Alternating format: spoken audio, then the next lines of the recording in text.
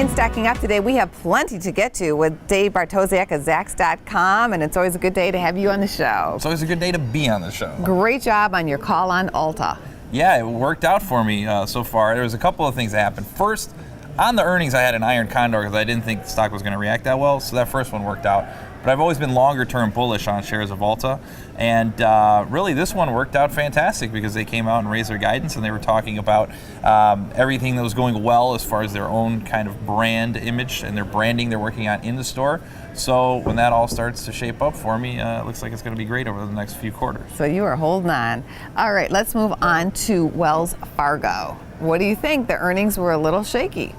Yeah, so whenever you have an issue like this with Wells Fargo where you have a scandal, it doesn't necessarily just play itself out over a couple of weeks, right? Or a couple of months for that matter. These things tend to linger for a very long time. So you can go ahead and have the CEO step down and resign, and you can have the new CEO come in and have a fantastic plan that's going to hold everybody accountable, but you have to take that with a healthy dose of skepticism. So I'm still pretty bearish on Wells Fargo, at least over the course of the next quarter or two. Give them some time to kind of work that out, and then we can go ahead and reassess the situation once the Fed raises in December, which I think they'll do. Oh. And you get that sort of net interest margin that returns to Wells Fargo so they can make a few more bucks in the future. You are committing to that December rate hike. I committed January 1st, I promise you. I said the Fed's going to hike once.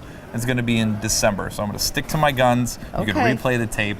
Sticking to the guns. And we will. All right, let's move on to taking a look now at Netflix. What do you see happening here? Because earnings are coming out today, as you know. Sure. So I was taking a look at Netflix earlier. One of the charts that I like to use is I'll go ahead and I will put the EPS estimates. Sure.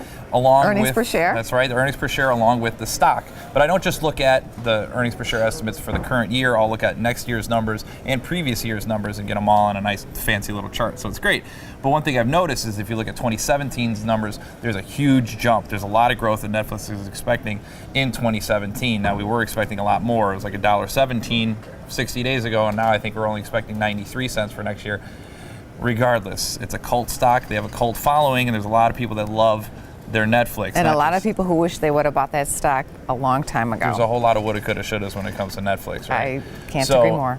Yeah, so I think that, they've got some new deals brewing. There's one with Disney that they announced too. There's a Chris Rock thing, of course. $40 million. Would be nice to be Chris Rock right now. Anyway, so I'm very bullish on shares of Netflix. I was looking at the 100, 110, or even 115 call spread going into November, being very aggressive with that one, rolling the dice. That is aggressive. So you basically think that stock could be trading as high as $115 by next month? Yeah, I think it's right now the options market is pricing in an 11% move on earnings. So I think you'll get a little bit of post-earnings drift following that. So that's what I'm setting that up for. Thank you for setting us up as well. Have a good day. You too.